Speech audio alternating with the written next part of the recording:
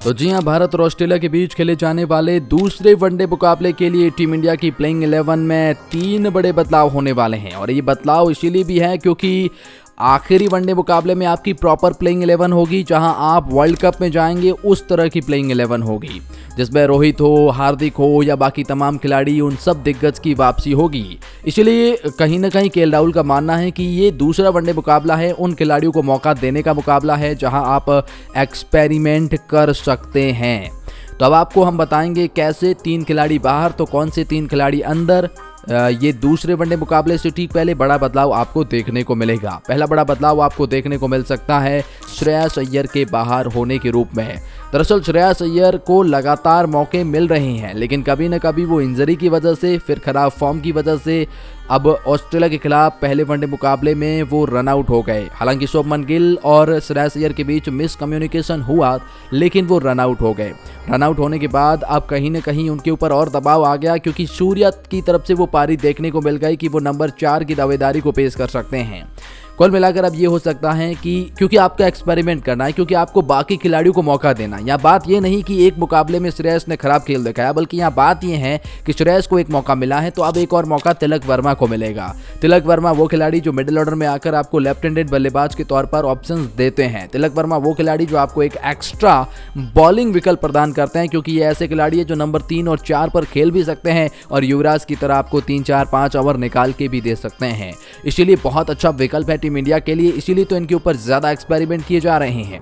तो यहां पर आपको दूसरे वनडे मुकाबले में पहला बड़ा बदलाव यही देखने को मिल सकता है कि तिलक वर्मा की एंट्री करवाई जाएगी।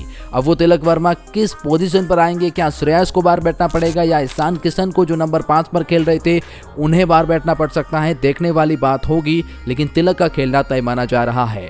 लेकिन बात करते हैं दूसरे बड़े बदलाव की, तो फिर ये बदलाव आपको गेंदबाजी एक्शंस में भी देखने को मिलेगा।